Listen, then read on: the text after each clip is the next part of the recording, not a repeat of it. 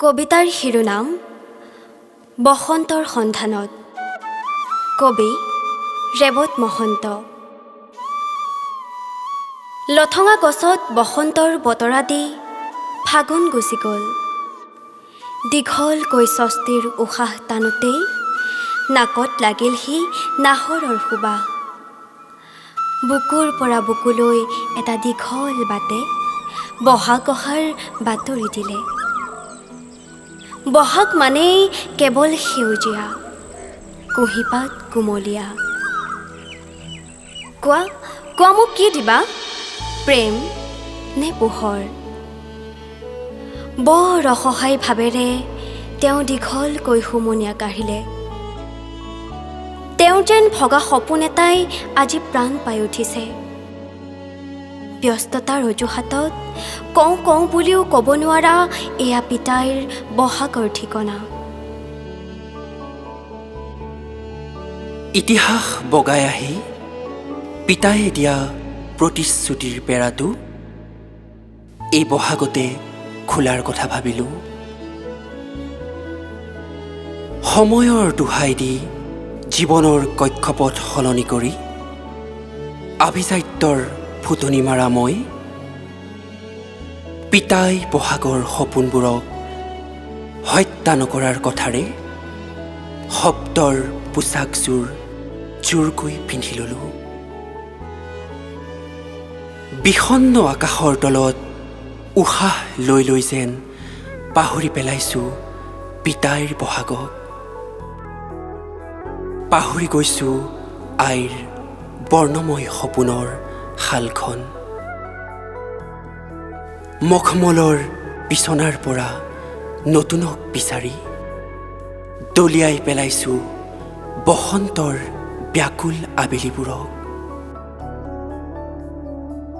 আভিজাত্যৰ পোচাক পিন্ধি দুহাতেৰে আজুৰিছোঁ অন্তিম আকাশৰ ধোঁৱাময় সন্ধ্যাক। পাহৰি পেলাইছোঁ মোহ ভৰা পৃথিৱীৰ বসন্তৰ কোমল কুঁহিপাতৰ চিনাকি পৃষ্ঠা। বিষণ্ণময় আবেলিৰ পুৰাতন সপোন এটাই মোক আজি জোকাৰি গ'ল। বসন্তত ঋতুমতী হোৱা গছবোৰ দেখি বুকুৰ পেহেলাত বাজি উঠিল শব্দৰ চাৰি গামাপা। এইবেলি পিতায়ে দি যোৱা পেৰাটো খুলি চালোঁ। নিকৰুণ ঘৃণাৰ পৃথিৱীখনত ডুবি থকা আভিজাত্যৰ পোচাকযোৰ দলিয়াই পেলাই পেৰাটো খুলি দেখিলোঁ সেউজ সপোন উশাহ, সোণোৱালী বেলি আৰু শস্যৰ সম্ভাৱনা। কেনেকৈ উশাহ লওঁ জীৱনৰ? বসন্তৰ কুঁহিপাতত ভাঁহি উঠে মৃত্যুৰ কিৰিলি। বসন্তৰ আকাশত অতীত হেৰুৱাৰ শুকান জীৱনৰ মালিতা।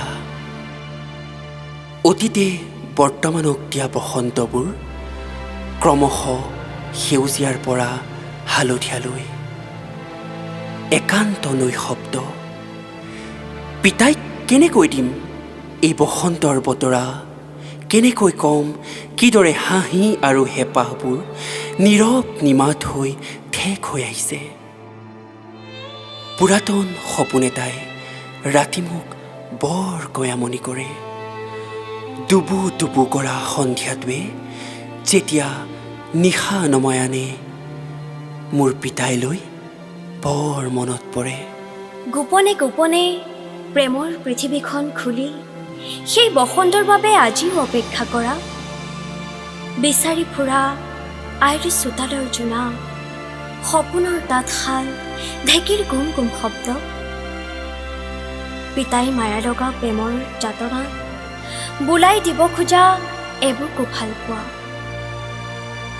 যদি তুমি মোৰ ভিতৰলৈ সোমাই আহা, ঠিক তোমাৰ দৰেই তুমিও দেখিবা কেনেদৰে অতীতৰ বহু কাহিনী বুকুত সাবতি, কিদৰে ভৱিষ্যতৰ বাবে সাজু কৰি ৰাখিছোঁ এবুকু বেলিৰ উজ্জ্বলতা। ধন্যবাদ।